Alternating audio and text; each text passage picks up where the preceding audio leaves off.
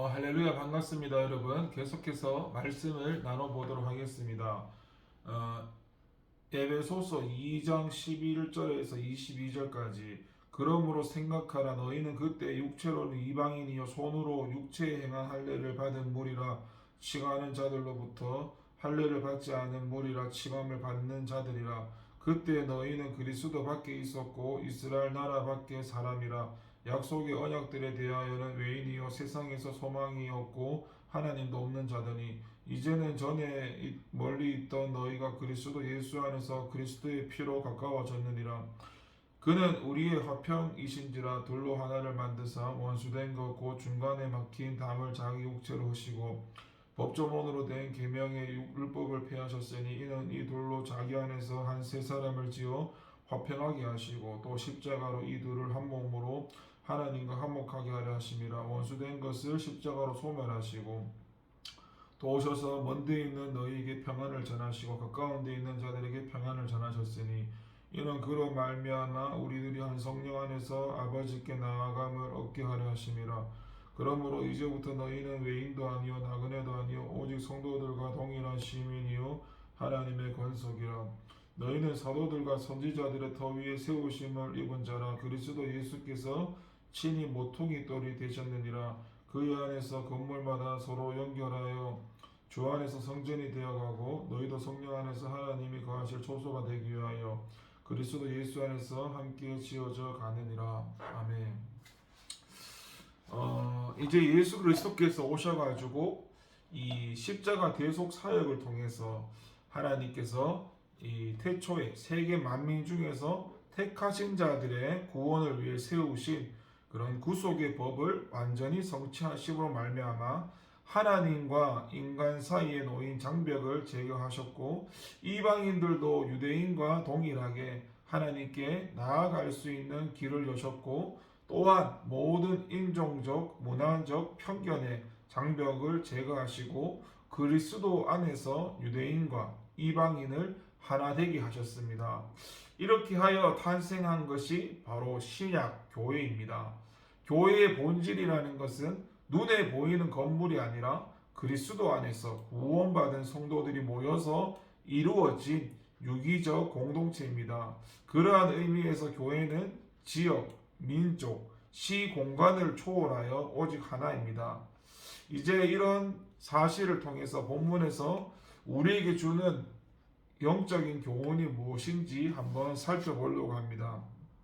먼저 이 12절에 보니까 그리스도 안에 있는 사람만이 참 이스라엘 백성입니다. 12절에서 그때 너희는 그리스도 밖에 있었고 이스라엘 나라 밖의 사람이라고 했는데요. 이는 과거의 에베소 성도들이 처한 형편에 대한 언급입니다. 과거 에베소 성도들은 그리스도와도 이스라엘과도 아무런 상관이 없는 자들이었습니다. 그런데 여기서 주목할 것은 바울이 그리스도와 이스라엘 나라를 동일선상에서 이해하고 있다는 것입니다. 이는 이스라엘 백성은 다 그리스도 안에 있는 것처럼 말하는 것 같습니다. 그러나 사실은 그렇지가 않습니다.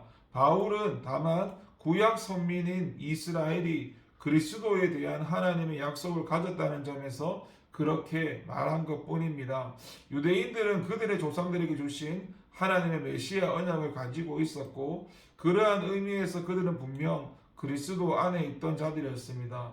사실 이스라엘이라는 말 자체가 하나님의 언약 안에 있음을 시사해 주는데, 왜냐하면 이 이스라엘은 하나님께서 유대인의 조상인 야곱에게 언약의 상징으로 주신 이름이기 때문입니다.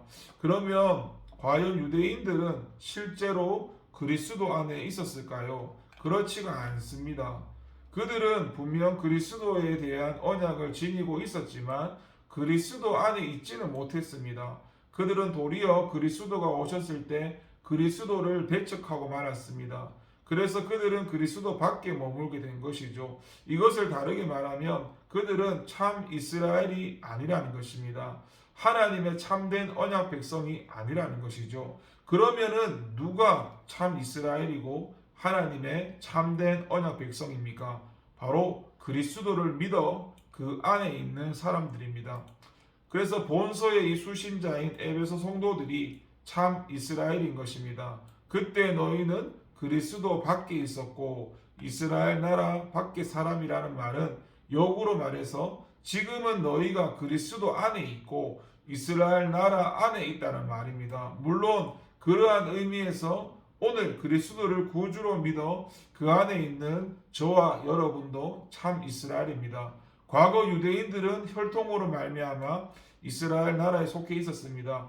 그들은 외적으로 볼 때는 하나님의 택한 백성이고 그 표징으로 할례도 가지고 있었습니다. 그러나 그들이 하나님의 언약의 실체인 그리스도를 배척했을 때 그들은 더 이상 하나님의 백성이 아니었습니다. 그들은 이스라엘이란 나라에 속해 있었지만 하나님과 무관한 자들이 되었습니다.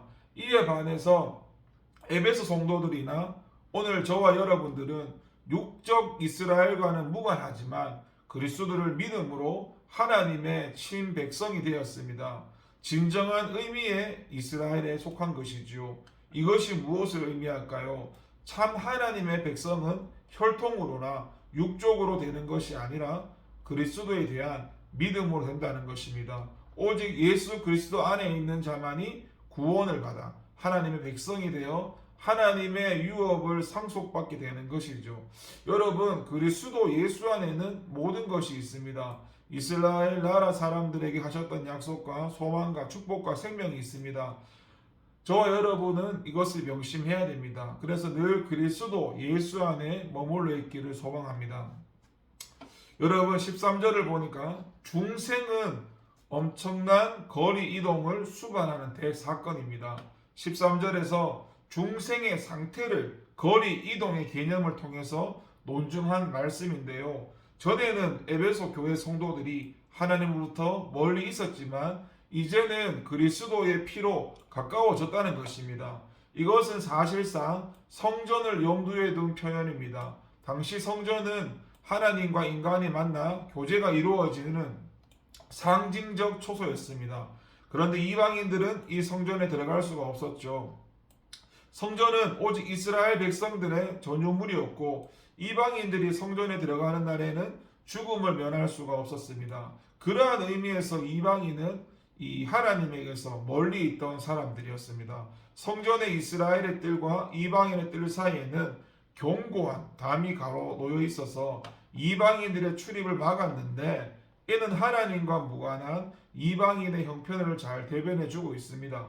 그런데 이러한 이방인이 이제는 그리스도의 피로 말미암아 하나님과 가까워졌다는 것이죠. 바울은 이를 그리스도께서 중간에 막힌 담을 허시고라는 말로 표현합니다. 그리스도의 피는 우리를 하나님의 보좌 앞으로까지 나아가게 하고 하나님과 교제하게 하였습니다.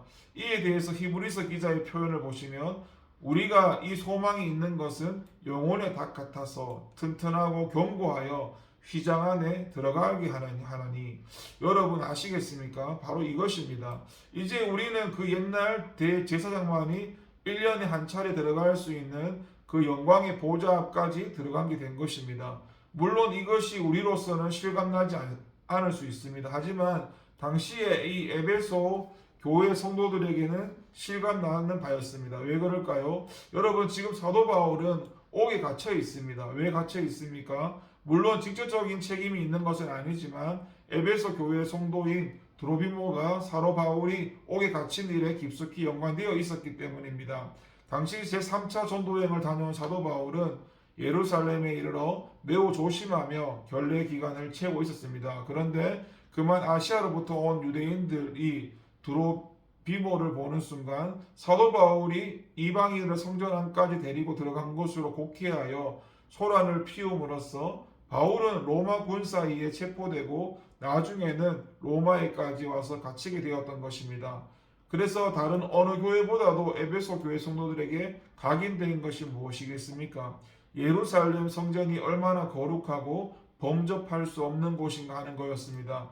그것이 얼마나 유대인과 이방인을 철저히 차별하고 결코 넘을 수 없는 벽인가 하는 것이었습니다. 그런데 사도 바울은 그들에게 예수님의 피가 가져온 결과로 에베소 교회의 성도들이 그리스도의 피로 말미암은 중생의 결과로 유대인만 들어갈 수 있는 성소의 뜰은 물론이고 심지어 오직 대제사장만이 1년에 한 번 들어갈 수 있는 지성소에까지 들어가게 되었다고 선포하고 있는 겁니다. 그러니 그들은 그리스도로 말미암아 얼마나 엄청난 거리의 이동을 실감하였겠습니까? 사실 그 거리란 인간의 방법으로는 도저히 좁힐 수 없는 간격이었고, 그런데 그리스도께서 속죄 제물이 되셔서 단번에 자신을 하나님께 드려서 하나님과 우리 사이에 막힌 담을 허시고 서로 가까워지게 하신 것이죠. 여러분은 이 거리 이동이 실감이 나십니까? 이 거리 이동이 여러분 자신의 일로 실감이 나고 감격이 되고 감동이 되시냐는 말씀입니다. 이것이 실감 나야 됩니다. 이것이 느껴져야 됩니다. 그때서야 우리는 진정한 의미에서 중생을 말할 수 있습니다. 이것이 실감 날 때에 비로소 이러한 결과를 가져오게 한 그리스도의 피의 효력을 진정으로 깨닫게 됩니다. 그리스도의 피로 인한 중생은 좁힐 수 없는 하나님과 우리의 엄청난 거리를 좁혀서 가깝게 만든 놀라운 사건입니다. 여러분 14절에 보니까 예수님 외에는 인류의 참 평화의 길이 세상에 아무것도가 없다는 것을 알게 됩니다. 14절 말씀에 진정한 인류 평화의 길을 제시해 주는 말씀인데, 여기서 우리란 이 유대인과 이방인을 지금 가리키고 있습니다. 하지만 인류 전체를 가리킨다고 보아도 무방합니다. 또 화평이란 원어적으로 볼 때 나누어진 둘을 하나로 화해시킴으로써 일구어낸 평화를 말합니다. 그래서 사도 바울도 둘로 하나를 만드사 중간에 막힌 담을 허시고라고 그 의미를 충분히 살려내고 있습니다. 여러분, 우리 예수님은 인류의 평화를 가능케 하시는 근원이십니다. 유일한 분이십니다. 지금 세상에는 얼마나 많은 위원회와 해압이 있습니까? 국제적인 회의에서부터 지극히 사적인 모임에 이르기까지 따지고 보면 그 모든 것이 평화를 이루어내기 위한 노력이고 몸짓이라고 할 수 있습니다. 하지만 보십시오. 그러한 인간의 회합과 모임이 평화를 만들어내고 있습니까? 그것들이 진정한 평화를 만들어내고 있다면 계속해서 그렇게 많은 모임과 회합이 있어야겠지요. 지금 세상에 우리 주변의 각종 모임을 한번 보시게 되면 세월이 갈수록 더 많아지고 있습니다.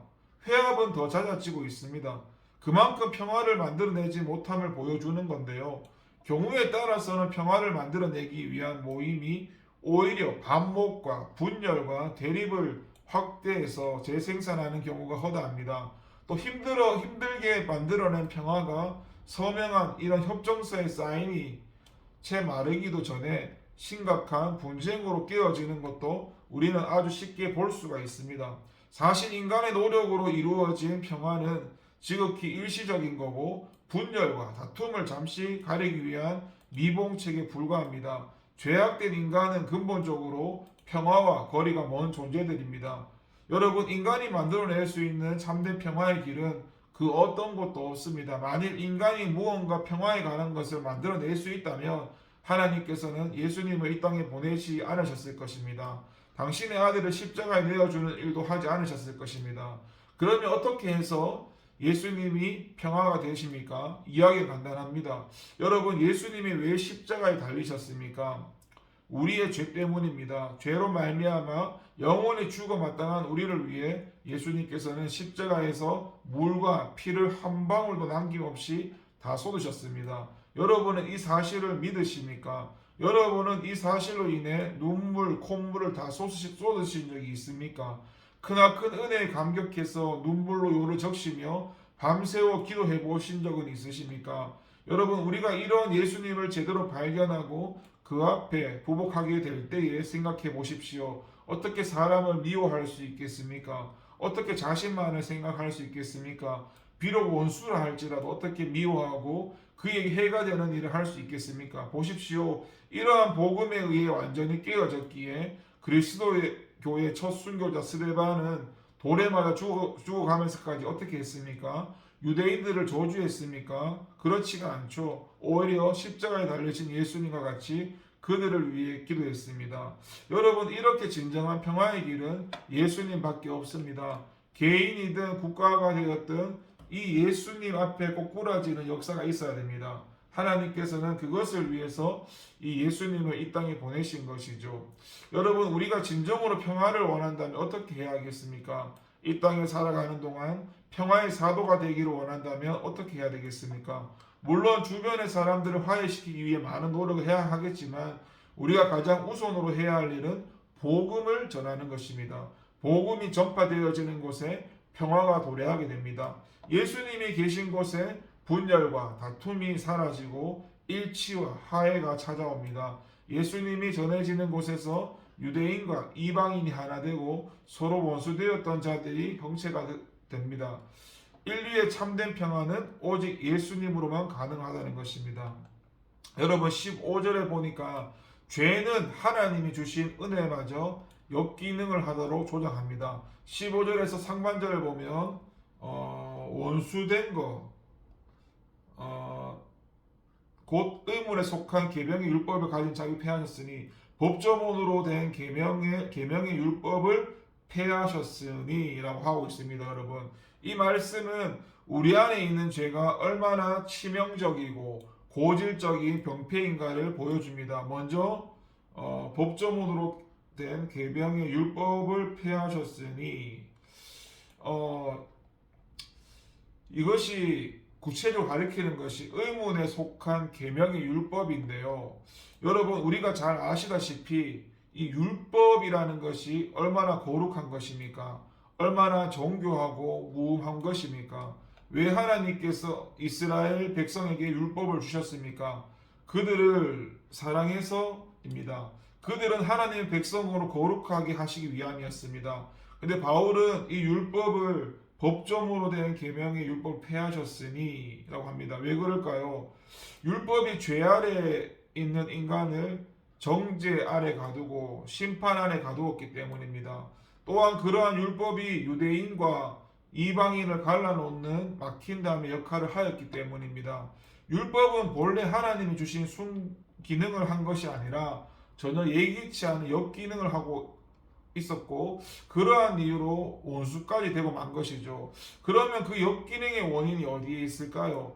율법 자체에 불완전함이 있을까요? 아니면 무언가 하나님께서 주신 것이 미흡했기 때문일까요? 그렇지가 않습니다. 그것은 바로 인간의 죄 때문입니다.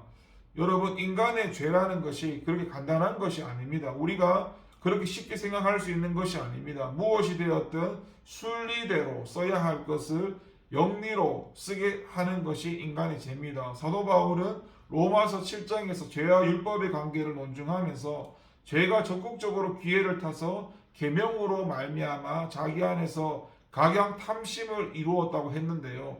여러분, 이 증거의 의미를 아십니까? 도둑질하지 말라는 말씀이 얼마나 거룩합니까? 그런데 전혀 생각하지 않았던 도적질에 대한 욕심이 이 말씀을 계기로 자기도 모르게 생기더라는 것입니다. 바로 그렇게 만드는 것이 죄라는 것이죠. 여러분, 이제 죄가 얼마나 치명적이고 얼마나 고질적인 것인지 아시겠습니까? 여러분, 죄란 그렇게 간단한 것이 아닙니다. 본문의 표현을 보시면은 법조문으로 된 계명의 율법을 폐하셨으니 무엇을 말해주는 것일까요? 원수된 것 그것을 폐하기 위해서 죄의 문제를 해결하기 위해서 하나님의 아들이신 예수님의 그 거룩하신 몸이 희생당하지 않으면 안 된다는 말씀입니다. 그런데 얼마나 많은 사람들이 이 치명적인 죄를 가볍게 여김으로 극히 피상적인 문제들에만 관심을 갖고 그것만을 문제 삼을까요? 그래서 이제 이 죄의 문제를 정확히 바라보고 더 나아가서 이 죄의 문제를 해결하신 주 예수 그리스도의 보혈의 공로를 한시도 잊지 말고 깊이 묵상할 수 있는 저와 여러분 되기를 바랍니다. 여러분, 다시 15절을 보니까 교회는 그리스도로 말미암아 새롭게 지음받은 한 몸이고 공동체입니다. 15절 하반절에서 이는 이 둘로 자기 안에서 한 세 사람을 지어 화평하게 하시고라고 했는데요. 이는 상반절 곧 그리스도께서 자기 육체의 의문에 속한 율법을 폐하신 목적을 말하는 것입니다. 동시에 이는 교회를 규정짓는 말씀이기도 하는데 여기서 세 사람, 새 사람이란 그리스도 안에서 새롭게 된 사람들의 연합체인 보편적인 교회를 가리킵니다. 그러니까 교회란 전혀 서로 다른 이질적인 존재들이 그리스도로 말미암아 서로 새롭게 변화되어 하나로 연합함으로써 이 세상에 존재하지 않았던 전혀 다른 것으로 지음받은 존재라는 것이죠. 우리는 이것을 이해하기 위해서 먼저 변화를 이해해야 합니다. 변화에는 물리적 변화와 화학적 변화가 있습니다. 물리적 변화라는 것이 무엇입니까? 물질 자체의 성격은 변하지 않고 모양만 바뀌는 것이고, 예를 들어 목재로 의자를 만드는 것을 들 수 있죠.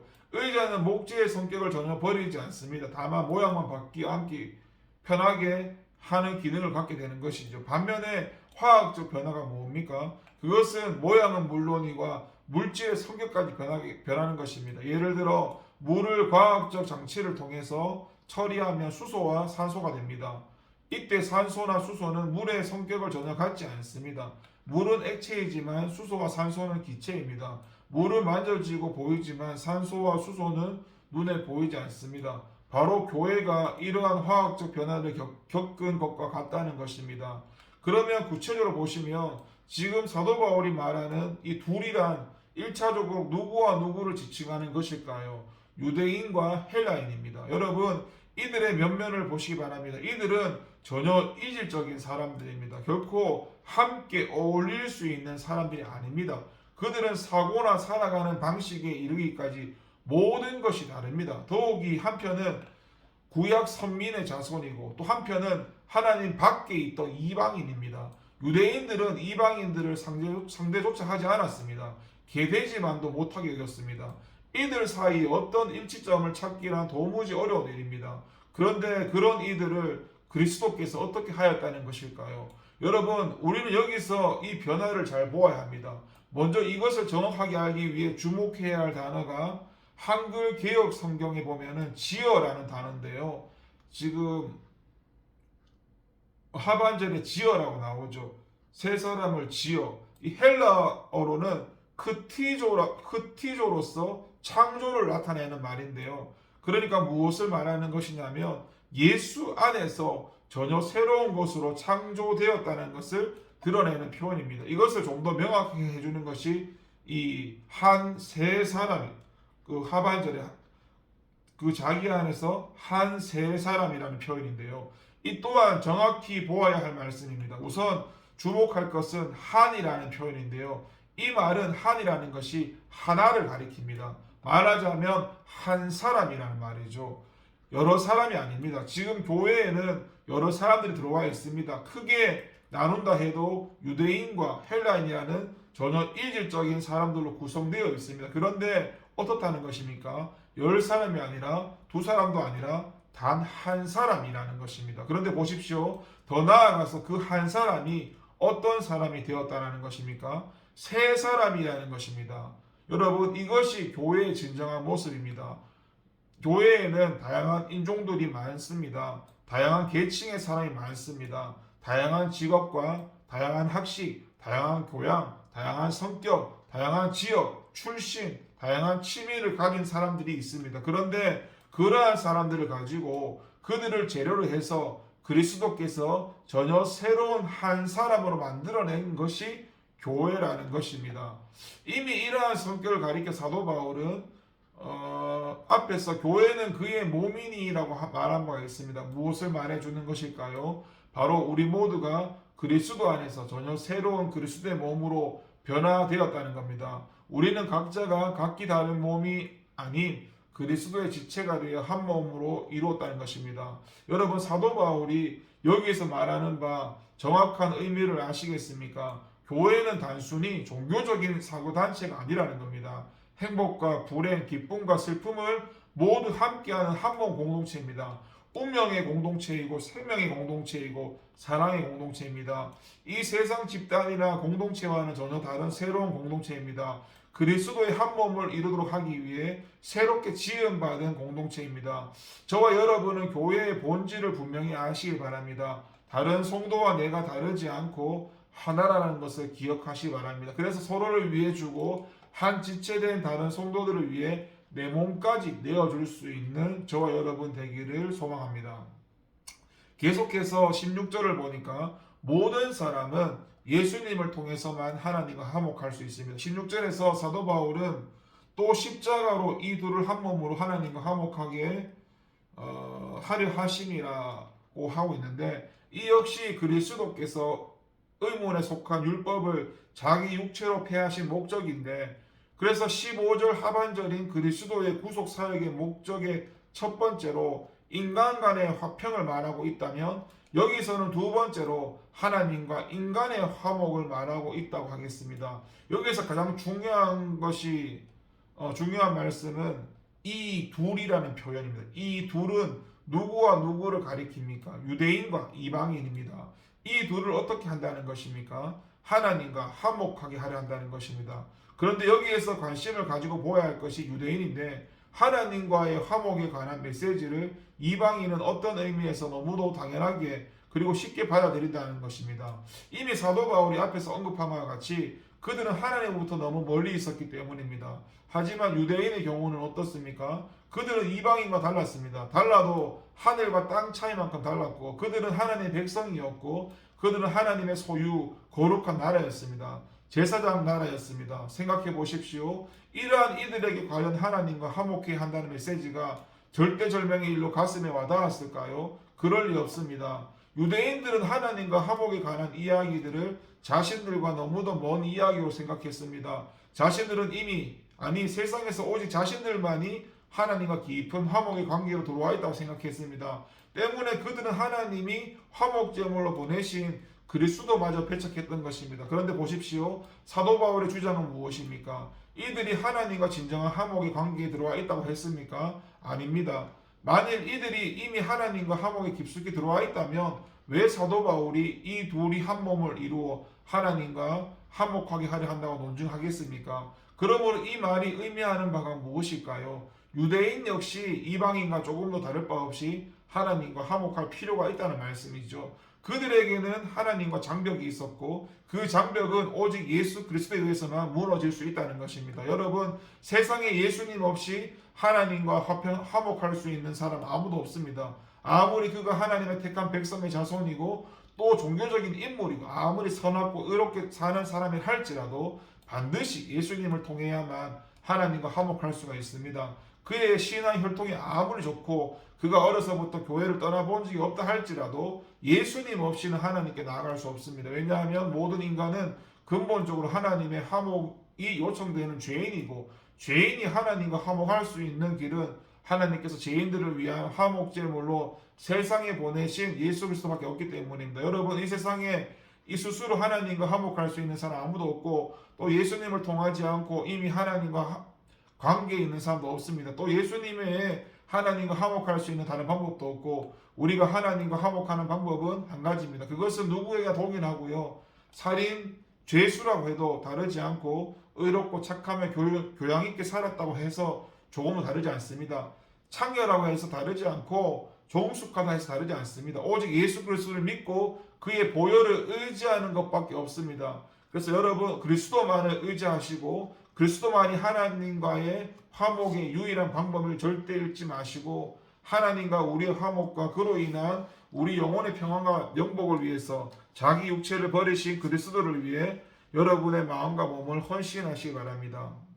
여러분, 18절에 보게 되니까 하나님의 사랑의 크기는 역으로 인간 죄악의 심각성을 보여주고 있습니다. 18절에서 이는 그로 말미암아 우리 둘이 한 성령 안에서 아버지께 나아감을 얻게 하려 하심이라고 했는데요.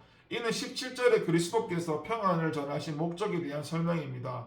따라서 여기에는 하나님의 사랑에 대한 언급이 전혀 나타나고 있지 않습니다. 하지만 우리는 여기에서 사랑의 주제를 발견할 수 있어야 됩니다. 본절에서 두드러지게 나타나고 있는 것이 무엇이냐면 성삼위 하나님입니다.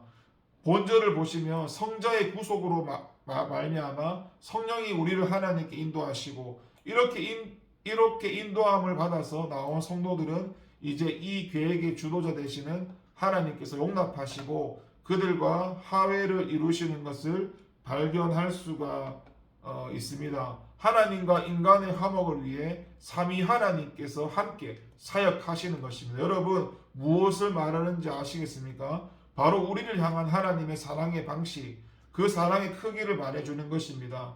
여러분 이것이 바로 우리를 향한 하나님의 사랑의 진면목입니다. 우리를 향한 하나님 사랑의 진면목을 다시 한번 보면서 우리는 흔히 하나님의 사랑을 말하거나 생각할 때 단선적이기 쉽습니다. 하나님의 사랑은 어떤 식으로 말하기 쉽습니다. 하지만 하나님의 사랑은 단순히 그런 것이 아니라 하나님의 사랑의 진면목은 우리를 위해서 이 삼위일체 하나님께서 성삼위 하나님께서 함께 동력하셨다는 데서 비로소 발견할 수 있습니다.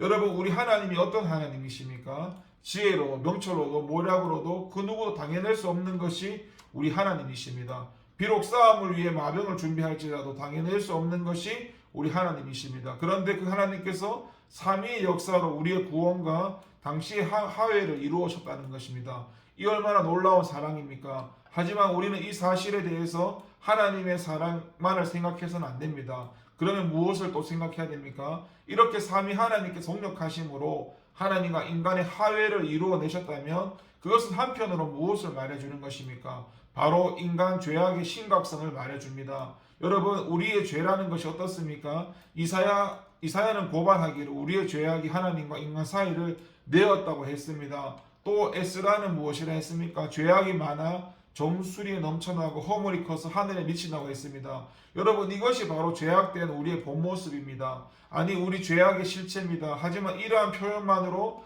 죄악의 모습을 제대로 보았다고 말할 수 없습니다. 그 심각성을 제대로 가늠하였다고 말할 수 없습니다. 그렇다면 무엇으로 우리의 진면목을 제대로 볼 수 있고 알 수 있습니까? 바로 본문이 보여주고 있는 바 삼위일체 성삼위일체 하나님의 사랑입니다. 생각해 보시기 바랍니다. 이 삼위일체 하나님께서 동력하심으로 비로소 우리를 화평하게 하셨다면 그것은 역설적으로 우리에게 무엇을 말해주는 것입니까? 그만큼 우리의 죄악은 이 성삼위 하나님의 사역이 아니면 깨어질 수 없을 정도로 높고 단단하다는 것을 말해주는 것입니다. 사실이 그렇지 않습니까? 생각해 보십시오. 만일 죄악이 그렇게 간단하고 쉬운 문제라면 왜 거룩하신 성삼위 하나님께서 그토록 합동하여서 사역하셨겠습니까?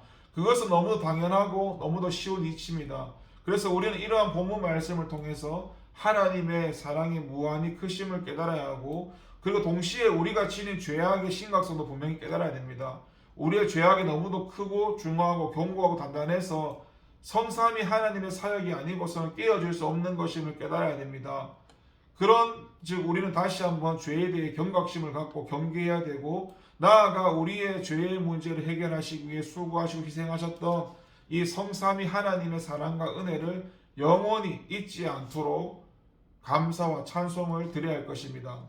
다시 한번 18절을 보게 되니까 여러분 성도됨을 통해서 얻는 가장 큰 특권은 은혜의 보좌로 담대히 나아가는 것입니다. 18절의 마지막 부분을 보니까 아버지께 나아감을 얻게 하려 하심이라.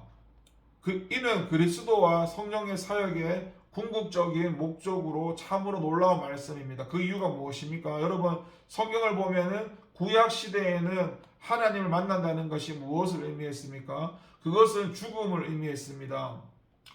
모세의 경우를 보십시오. 그가 얼마나 위대한 하나님 종이었습니까? 그가 얼마나 거룩한 존재였습니까? 하지만 하나님 앞에 선 그의 모습을 보시기 바랍니다. 그는 하나님을 배웠기 두려워하여서 얼굴을 가렸고 또 하나님께서 친히 모세에게 당신을 보고서는 살 자가 없으므로 당신의 얼굴을 보지 말라고 말씀하셨습니다. 이렇게 하나님을 대면하여 두려움과 공포에 떨었던 것은 모세뿐만이 아닙니다. 여러분 위대한 하나님의 종 이사야를 보시기 바랍니다. 그가 성전에서 하나님을 대면했을 때 어떻게 했습니까? 당당했을까요? 기뻐하고 즐거워했을까요? 아닙니다. 그는 자신이 죽게 되었음을 한탄했습니다.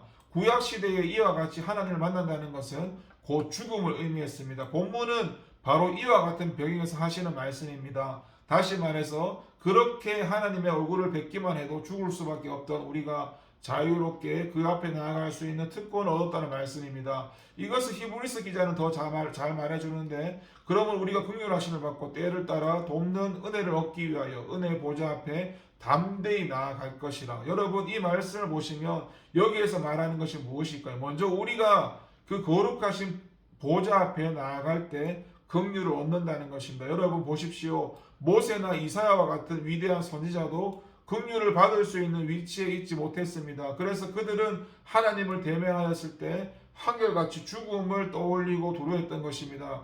그들은 그 공포에서 벗어나지 못했습니다. 그런데 우리는 마음껏 자유롭게 두려움과 공포 없이 하나님의 보좌 앞에 나아갈 수 있게 되었다는 말씀입니다. 이 변화의 폭을 아시겠습니까? 느끼시겠습니까? 이제 여러분에게 묻고자 합니다. 저와 여러분은 어떤 죄를 지었습니까? 어떤 실수를 했습니까? 어떤 말 못할 잘못이 있습니까? 그 어떤 죄악이 되었든 하나님의 긍휼하심을 입는다는 사실을 명심하시기 바랍니다. 하나님의 보좌 앞에서는 자비를 입지 못할 죄악이 없음을 명심하시기 바랍니다. 그런데 히브리서 기자는 아버지께 나아감을 얻은 것이 그 정도만을 의미하지 않는다는 것을 증가합니다. 또 무엇이라고 증가하고 있습니까? 때를 따라 돕는 은혜를 얻는 것이라고 증가합니다. 여러분, 이것이 우리가 성도로서의 특권을 얻게 된 하나님의 보좌로 나갈 수 있는 진면목입니다. 저와 여러분은 이 변화의 진정한 의미를 아시겠습니까? 저와 여러분은 비참하고 용서받지 못할 죄악을 겨우 탕감받는 그런 정도의 위치에 있는 것이 아닙니다. 어떤 죄악이든 하나님의 긍휼하심을 입을 뿐만 아니라 저와 여러분이 안고 있는 문제 해결을 위한 때를 따라 돕는 은혜까지 저와 여러분은 이미 확보하고 있는 것이죠. 그래서 걱정하지 마십시오. 슬퍼하지 마십시오. 낙심과 좌절 속에서 방황하지 마십시오. 원망하는 마음으로 나를 지새우지 마십시오. 그리고 하나님의 보좌 앞으로 담대히 나아가시기 바랍니다. 여러분, 19절에 보니까 저와 여러분 우리 성도는 모두 신앙 위인들과 동일한 하나님의 권속이고 시민입니다.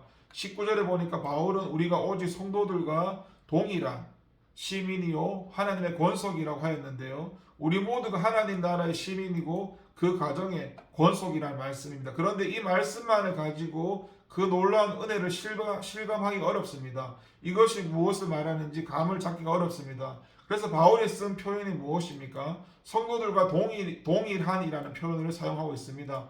이는 우리가 흔히 말하는 성인들 혹은 신앙의 위인들을 가리키는 것이라 볼 수 있는데, 여러분 아브라함과 모세와 엘리야를 생각해 본 적이 있습니까? 꼭 구약의 성인들이 아니야 좋은데 교회사에 빛나는 위대한 인물들이 얼마나 많이 있습니까? 우리 같은 이런 범인들로서의 도저히 그림자조차 밟을 수 없다고 생각되는 성인들이 얼마나 많냐는 말씀입니다. 그런데 어떻다는 것입니까? 우리가 바로 그들과 조금도 다를 바 없는 하나님 나라의 일원이 되었다는 것입니다. 그 나라의 시민이 되었다는 표현만으로 그 영광스러움과 이 자랑스러움이 잘 시감나지 않습니다. 따라 사도 바울은 그 가정의 권속이 되었다고 표현하고 있는데, 여러분은 이런 사실 실감나십니까? 실감나야 됩니다.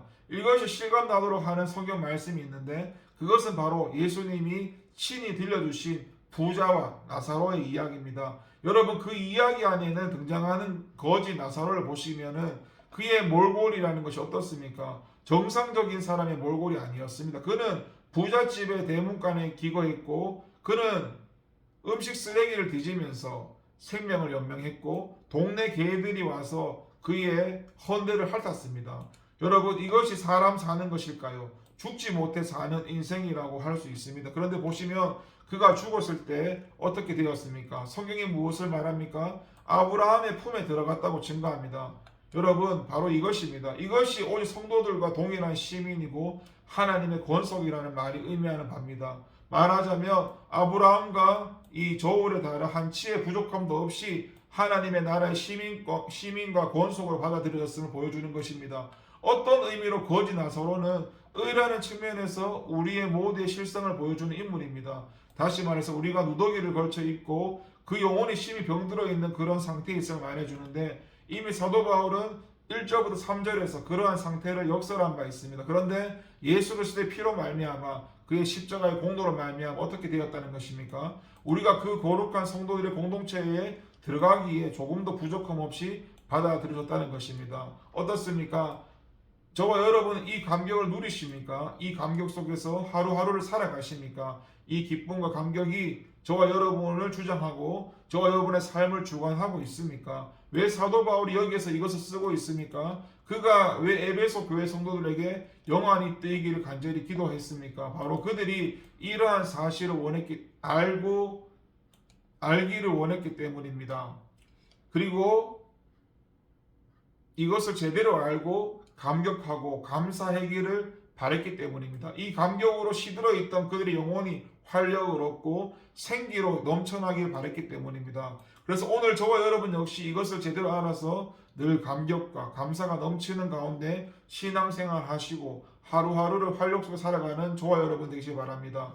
여러분 21절과 22절에 보면 교회의 생명은 예수님을 매개로 한 성도 간의 연합에 있는데 21절과 22절에서 교회의 가장 큰 특징을 보여주는 말씀입니다. 언뜻 보면 이 말씀은 교회의 건물 자체에 관한 말씀처럼 보이기도 하는데 그러나 이 말씀은 교회 건물 자체에 관한 말씀이 아니라 교회의 구성원인 성도 간의 관계를 건물에 빗대어 말씀하고 있는 것이죠.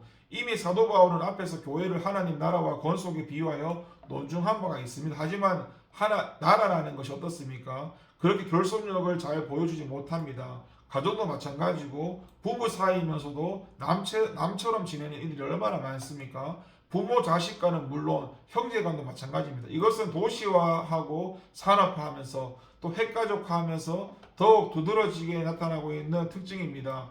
그러므로 가정도 교회의 진정한 특징들을 완벽하게 나타내지 못하고 있는 것이죠. 때문에 사도 바울은 다시금 건물을 비유로 들어 그 결속력을 나타내고자 하는 것이죠. 여러분 건물에 두드러진 그 특징이 무엇입니까? 결속력입니다. 벽과 벽, 기둥과 기둥 모든 면물의 연결이 있어서 결속력이 떨어질 때 아무리 호화롭게 잘 지은 건물이라도 반드시 붕괴되게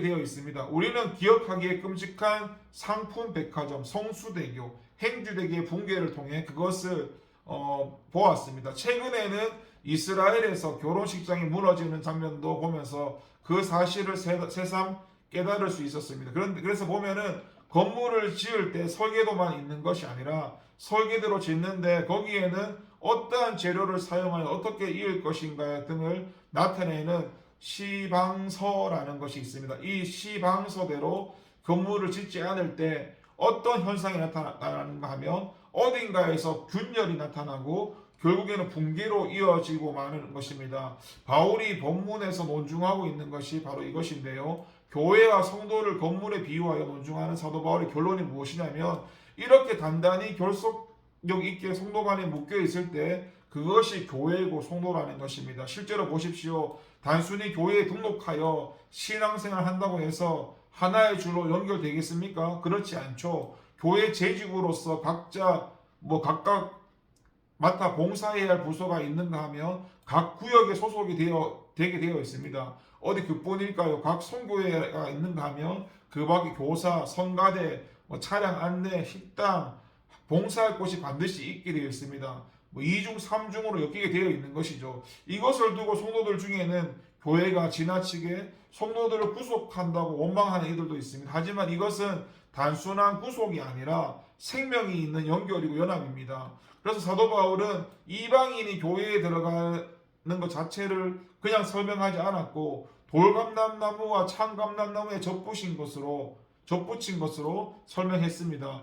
그 성도의 연합은 단순한 연합이 아닌 생명의 연합임을 나타내는 것이죠. 그런데 우리가 구원받은 성도라고 하면서 교회를 겉돌 수 있습니까? 교회를 쉽게 들어오기도 하고 나가기도 하겠습니까? 이제 스스로 한번 점검해 보시기 바랍니다. 진정한 성도라면 교회에서 다른 성도와 단단한 연합의 관계가 있어야 합니다. 정말 건강한 성도, 참 성도라면 만일 그 교회에서 떨어져 나갈 경우 교회 구성원 간의 생명 단절의 아픔이 느껴져야 합니다. 만일 구원받고 그 교회의 성원이 되었다면 교회 전체의 기쁨이 되어야 합니다. 저와 여러분은 그런 관계에 놓여 있습니까? 여러분 다시 한번 21절과 22절에 보면 성도는 조탁이 필요한 완성을 향해 가는 도상의 존재들입니다. 21절과 22절에서 사도 바울은 성도가 그리스도를 믿고 교회에 편입되어 그리스도의 몸인 교회의 성원이 되는 과정을 거대한 성전을 짓는 과정에 비유하고 있는데, 아마도 이는 예루살렘 성전 건축 과정을 염두에 두고 있음을 말해줍니다. 그러면 그 옛날에는 어떻게 성전이 완성되었을까요? 지금처럼 아이빔으로 골조를 세우고 철근을 엮은 후에 거기에 콘크리트를 타설하는 방식으로 하였을까요? 그렇지가 않죠. 산에 있는 돌을 캐다가 그것을 치석하여 사용했습니다. 사도 바울이 말하고자 하는 것이 바로 이것입니다. 여러분, 돌이라는 것이 어떻습니까? 그 자체로 훌륭합니다. 건축 자재로는 그 이상이 없죠. 하지만 어느 건축가도 돌 자체를 건축 자재로 사용하지는 않습니다. 아니, 그 자체를 그대로 사용하는 것은 불가능합니다. 그러므로 자재로 사용하기 전에 반드시 반듯한 모양을 만듭니다. 그것이 우선입니다. 따라서 이러한 상황에 우리를 빗대어 묘사하는 사도 바울의 의도는 무엇이겠습니까? 회심한 성도 한 사람은 모두 훌륭한 사람이죠. 인격을 갖추었죠. 사회적인 명예와 명망을 갖추었습니다. 존귀합니다. 하지만 무엇입니까? 그 자체로는 하나님의 교회를 형성하는 훌륭한 건축 자재가 될 수 없다는 것입니다. 여러분, 성경을 보시면 잠언 기자는 이렇게 말합니다. 보라, 의인이라도 이 세상에서 보응을 받겠거든 하물며 악인과 죄인이리요. 여러분, 잘 보시기 바랍니다. 이는 곧 의인이라도 무언가 책망받을 것이 있고 깎여져야 할 부분이 있다는 말씀입니다. 또한 하나님께서 능히 그렇게 하신다는 말씀이죠. 욥의 경우를 보십시오. 그는 하나님께 인정하실 정도로 정직하고 순종하여 하나님을 경외하여 악을 떠난 자였습니다. 우리가 볼 때는 무금했습니다. 하지만 그것이 그 자체로 하나님께 온전히 쓰임받을 수 있을 만큼 완벽했다고 볼 수는 없죠. 바로 이 부분입니다. 바로 이것을 구분할 줄 아는 눈이 우리에게 있어야 합니다. 하나님께서는 그냥 우리를 부른 것이 아닙니다. 거대한 그리스도의 몸인 교회의 한 부분으로 부르신 것이죠. 그러므로 반드시 우리에게는 조탁이 필요합니다. 욥의 경우는 어땠습니까? 그의 고백을 들어보십시오. 나의 가는 길을 오직 그가 아시나니 그가 나를 단련하신 후에 내가 정금같이 나오리라고. 욥조차도 연단이 필요했고 정금같이 나와야 할 필요가 있었음을 말해줍니다. 하물며 우리가 그러한 조탁의 과정을 부인해서 되겠습니까? 외면해서 되겠습니까? 보십시오. 사도 바울도 내가 이미 얻었다 함도 아니요 온전히 이루었다 함도 아니라고 했습니다. 여러분, 우리는 어느 누구도 온전히 이룬 자들이 아닙니다. 우리는 더 많이 깨어질 필요가 있고 무언가 더 많이 잘려나가야 할 부분이 있는 자들입니다. 우리는 그리스도 안에서 거듭났지만 그리스도 우리 안에는 여전히 모난 부분이 남아 있습니다. 그래서 하나님의 성전을 완성하기 위해서 우리는 우리의 모난 부분을 깨뜨려내야 됩니다. 물론 우리는 이 일을 스스로 하지는 못합니다. 건축 자재로 사용될 돌이 스스로 자기를 깨뜨리는 일은 일어나지 않습니다. 우리의 모든 부분을 깨뜨리는 것은 하나님의 교회를 건축해 나가시는 위대한 건축자이신 성령님께서 하십니다. 성령님께서 우리의 모난 부분을 여러 방법으로 깨뜨려 우리로 하여금 하나님의 성전을 지어가는 데 합당한 자재로 되게 하십니다. 우리의 삶 중에 오는 연단이나 시련이나 환난은 우리의 다 모난 부분을 깨뜨리고 조탁하는 과정이 하나인 것입니다. 그러므로 우리는 우리에게 고난과 시련이 닥칠 때 어떻게 해야 될까요? 인내해야 합니다. 내 자신이 그러한 시련을 통해 좋은 건축 재료가 되어 결국 아름다운 하나님의 초소를 완성할 소망을 가지고 즐거움으로 인내해야 됩니다. 보석은 보석으로서의 가치를 지니기 위해 수없는 조탁의 과정을 거칩니다. 우리 또한 하나님의 아름다운 성전을 완성하기 위해 성령의 조탁의 과정을 기꺼이 감내해야 합니다. 여러분, 이 22절에 보니까 거룩은 하나님의 임재를 가능케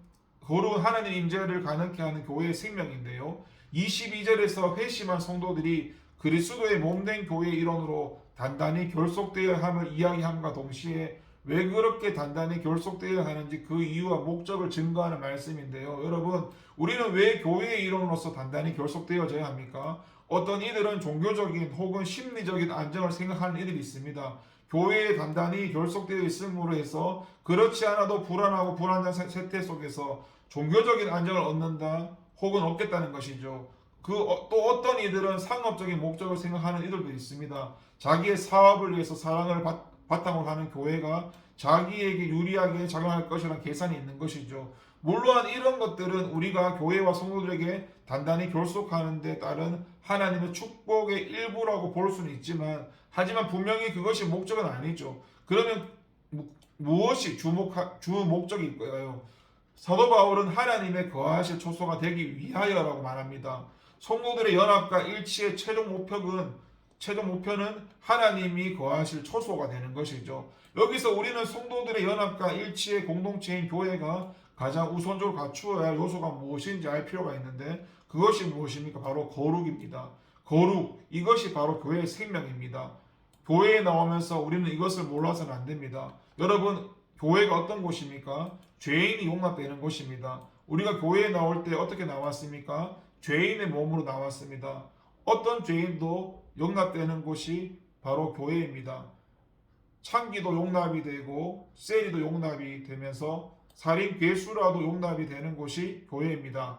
하지만 그렇다고 교회를 단순히 죄인들에게 면죄부를 주는 곳이라고 할 수 있을까요? 죄를 부끄러워할 줄 모르는 화인 맞은 양심에 마음껏 죄를 지어도 늘 당당할 수 있도록 면죄부와 라이센스를 주는 곳이 교회냐는 말씀입니다. 아닙니다. 오히려 교회란 곳이 어떤 곳입니까? 그러한 세상에서 용서받을 수 없고 용납될 수도 없고 재생이 불가능한 죄인을 불러서 회개시킨 후에 거룩하게 하는 곳이 교회입니다. 올 때에는 죄인으로 왔지만 일단 발을 들여놓은 후에는 거룩해져야 하는 것이죠. 여러분, 이스라엘 역사상 처음으로 성전을 세웠던 솔로몬의 고백을 들어보십시오. 그가 아버지 다윗 때부터 준비해서 얼마나 정성을 기울여 성전을 세웠습니까? 얼마나 많은 정성과 물질을 들이고 거룩하게 세웠습니까? 그런 그가 성전을 건축한 후에 이렇게 고백했습니다. 하나님이 참으로 땅에 거하시니까 하늘과 하늘들의 하늘이라도 주를 용납하지 못하겠거든 하물며 내가 건축한 이 전이 오리이까? 라고 무슨 말일까요? 거룩하신 하나님을 모시기에는 너무 빈약하고 초라했다는 말씀입니다. 너무 부족하고 죄스럽다는 말씀입니다. 자신의 몸둘 바를 모르겠다는 것입니다. 하물며 죄인된 우리겠습니까? 과연 우리는 하나님을 모시기에 충분하다고 말할 수 있을까요? 그만큼 충분히 거룩할까요? 그만큼 깨끗할까요? 교회 안에서의 우리의 모임과 회합이 우리 예수님이 자정하실 수 있을 만큼 그렇게 거룩하고 깨끗할까요? 그 온유하고 겸손하신 예수님이었지만 예루살렘을 더럽히는 잡상인들에게 대해서는 채찍을 드시고 상을 뒤엎으시면서까지 깨끗이 정화하셨습니다. 이러한 마음의 결단과 각오 없이 우리의 교회는 하나님이 거하실 초소가 될 수가 없습니다. 그래서 우리는 비록 죄인으로 교회에 왔다 할지라도 교회에 들어온 이상 완전히 죄를 청산하고 다시는 죄 가운데 거하지 말아야 됩니다. 내가 거룩해질 때 교회도 거룩해지고 그때 교회는 비로소 하나님의 거하실 초소로서 합당하게 됩니다. 아울러 교회도 교회 안에서 죄의 모습들이 발견되지 않도록 권면과 권징 등의 방법으로 부단히 정화 작업을 시행해야 나가야 될 것입니다. 여러분, 적극적 사고 방식의 저자로 유명했던 노한 빈센트 피라는 사람이 있는데, 그 사람이 말하기를 인간은 자신이 생각하는 그러한 자기가 아니며 생각 그 자체가 그 인간인 것이라고 했는데요. 여러분, 사람은 자기가 자기에 대해 어떻게 생각한다고 해서 그런 사람이 되는 것은 아닙니다. 오히려 그 사람이 무엇을 생각하고 살아가고 있는가 실상은 그 사람의 됨됨이가 결정합니다. 바로 그러한 점에서 오늘 본문 말씀은 참된 그리스도인은 어떤 사람인가를 잘 보여줍니다. 여러분, 본문을 보시면 사도 바울은 그러므로 생각하라는 말씀으로 시작해서 성도들이 생각해야 할 것이 무엇인가를 보여줍니다. 사도 바울이 말하는 성도된 우리가 생각해야 할 것이 무엇일까요? 예수 믿기 전에 우리는 어떠했고 예수 믿은 후에 우리는 실제적으로 무엇이 변했는가 하는 것입니다.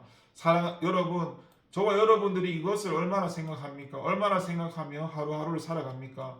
혹시 예수 믿고 주일날 교회에 오는 것으로 모든 것은 끝났고 전혀 아무런 생각 없이 세상을 살아가고 있지는 않습니까?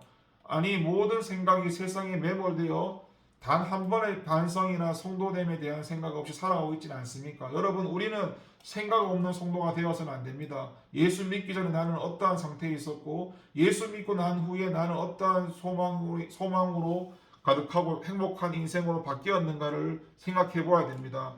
흔히 생각이 바뀌면 인생이 바뀐다고 합니다. 이러한 생각의 변화로 저와 여러분의 생과 삶이 달라지는 역사가 있기를 간절히 소망하고 소원합니다. 기도하겠습니다. 하나님 감사합니다. 예수 믿기 전에 우리의 삶과 주님의 은혜를 통해서 십자가를 통해서 또 예수님을 믿고 나서 우리 삶을 돌아보게 하시고 믿기 전과 믿고 난 후의 삶이 변화되게 하시고 주님의 거룩을 드러내는 삶으로 살아갈 수 있도록 도와주세요. 감사드리고 예수님의 이름으로 기도합니다. 네, 감사합니다.